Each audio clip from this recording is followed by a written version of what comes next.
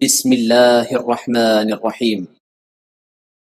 السلام علیکم ورحمۃ اللہ وبرکاتہ۔ الحمد للہ وکفى وسلام علی عباده الذین اصطفى اما بعد۔ حاضرین و ناظرین، یہ درس نمبر 2095 ہے اور آج سورۃ الحدید کی 2 آیتوں کی تلاوت اور تشریح کی جائے گی، آیت نمبر 28 اور 29، 28 and 29۔ چلے سب سے پہلے ہم ان 2 آیتوں کی تلاوت کرتے ہیں، لفظی ترجمے اور ترجمے کے بعد تشریح کرتے ہیں۔ اعوذ باللہ من الشیطان الرجیم، بسم اللہ الرحمن الرحیم۔ یا ایہا الذین آمنوا اتقوا اللہ وآمنوا برسولہ یؤتکم کفلین من رحمتہ ویجعل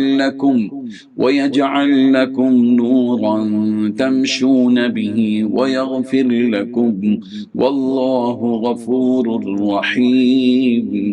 لئلا يعلم أهل الكتاب ألا يقدرون على شيء من فضل الله وأن الفضل بيد الله يؤتيه من يشاء والله ذو الفضل العظيم۔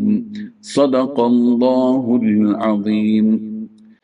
لفظی ترجمہ یوں ہے، یا ایہا الذین آمنوا، اے وہ لوگو جو ایمان لائے ہو، اتقوا اللہ، تم اللہ سے ڈرو، وآمنوا اور ایمان لاؤ، برسولہ اس کے رسول پر، یؤتکم وہ تمہیں دے گا، کفلین 2 حصے، من رحمتہ اپنی رحمت سے، ویجعل لکم اور بنائے گا تمہارے لیے، نوراً ایسا نور، تمشون کہ تم چلو گے بھی اس کے ساتھ، ویغفر لکم اور وہ بخش دے گا تمہیں، واللہ اور اللہ، غفور بہت معاف کرنے والا ہے، رحیم نہایت رحم کرنے والا ہے۔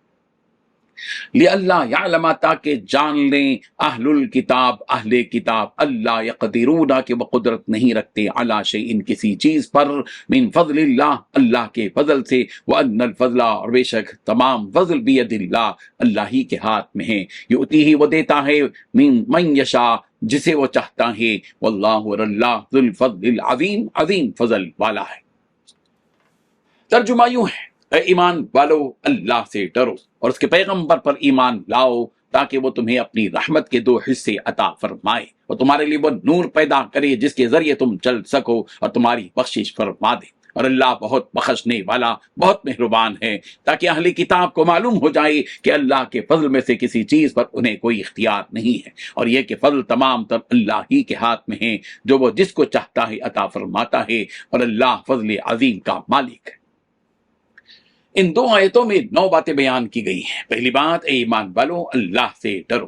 دوسری بات، اس کے پیغمبر پر ایمان لاؤ تاکہ وہ تمہیں اپنی رحمت کے 2 حصے عطا فرمائے۔ تیسری بات، تمہارے لیے وہ نور پیدا کرے جس کے ذریعے تم چل سکو۔ چوتھی بات، اللہ بہت بخشنے والا بہت مہربان ہے۔ پانچویں بات، تاکہ اس کے ذریعے اللہ تمہاری بخشش فرما دے۔ چھٹی بات، تاکہ اہل کتاب کو معلوم ہو جائے کہ اللہ کے فضل میں سے کسی چیز پر انہیں کوئی اختیار نہیں ہے۔ ساتویں بات، یہ بھی انہیں معلوم ہو جائے کہ فضل تمام اللہ ہی کے ہاتھ میں ہے۔ آٹھویں بات، اللہ فضل عظیم کا مالک ہے۔ نویں بات، وہ جسے چاہتا ہے اپنا فضل عطا فرماتا ہے۔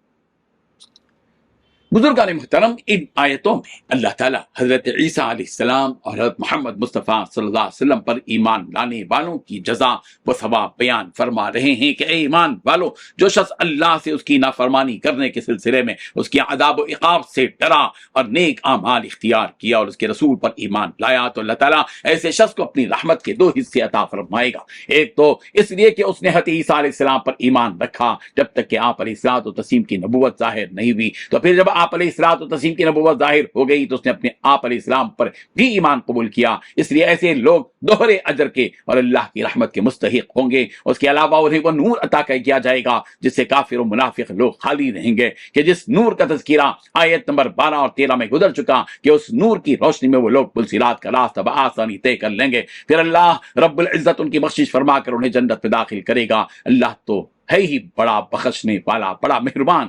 حضرت ابو موسیٰ اشعری رضی اللہ عنہ سے مروی ہے کہ رسول اللہ صلی اللہ علیہ وسلم نے ارشاد فرمایا کہ 3 لوگ ایسے ہیں کہ اللہ انہیں دوہرا اجر عطا کرے گا۔ ایک تو اہل کتاب کے، انہوں نے اپنے نبی پر بھی ایمان قبول کیا اور مجھ پر بھی۔ دوسرا وہ غلام کے جس نے اللہ کا حق بھی ادا کیا اور اپنے مالک کا بھی۔ تیسرا وہ آدمی جس نے اپنی باندھی کو با ادب بنایا اور اسے آزاد کر کے اس کی شادی کر دی، تو ایسے شخص کو بھی اللہ تعالیٰ دگنا اجر عطا کرے گا۔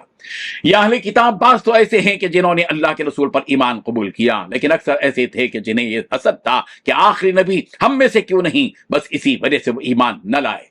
اللہ تبارک و تعالیٰ فرما رہے ہیں کہ جو کچھ اللہ تبارک و تعالیٰ نے مومنوں کو اور حضرت محمد مصطفیٰ صلی اللہ علیہ وسلم کو عطا کیا، اس سے ان اہل کتاب کو معلوم ہونا چاہیے کہ اللہ جس پر اپنا فضل کرنا چاہتا ہے اور جسے اپنی نبوت کے لیے چننا چاہتا ہے چن لیتا ہے۔ یہ اللہ کا فیصلہ ہے۔ اب یہ فیصلہ تمہیں اچھا لگے یا نہ لگے اس کا کوئی معنی نہیں، کیونکہ اللہ نے جو چن لیا ساری مخلوق کو بھی وہی پسند کرنا ہے، اس لیے کہ مالک رب ذوالجلال ہیں۔ ان کی شان یہ ہے کہ وہ پروردگار ہیں، جس کو چاہتے ہیں اپنا فضل عطا کرتے ہیں۔ اللہ تبارک و تعالیٰ نے نبی رحمت صلی اللہ علیہ وسلم کو اپنی نبوت کے لیے چنا اور پسند کیا، تو تمہیں بھی اس فیصلے کو قبول کرنا چاہیے اور اپنے حسد کو چھوڑ کر انہیں نبی تسلیم کرنا چاہیے۔ جس نے اس فیصلے کو قبول کیا اس پر اللہ نے اپنی نعمتیں اور فضل کو برسا دیا۔ اللہ تو بڑا فضل فرمانے والا ہے۔ اللہ تبارک و تعالیٰ ہمیں بھی اس کے فیصلوں پر راضی ہونے اور اسے دل سے قبول کرنے کی توفیق عطا فرمائے۔ آمین۔ وآخر دعوانا ان الحمد للہ رب العالمین۔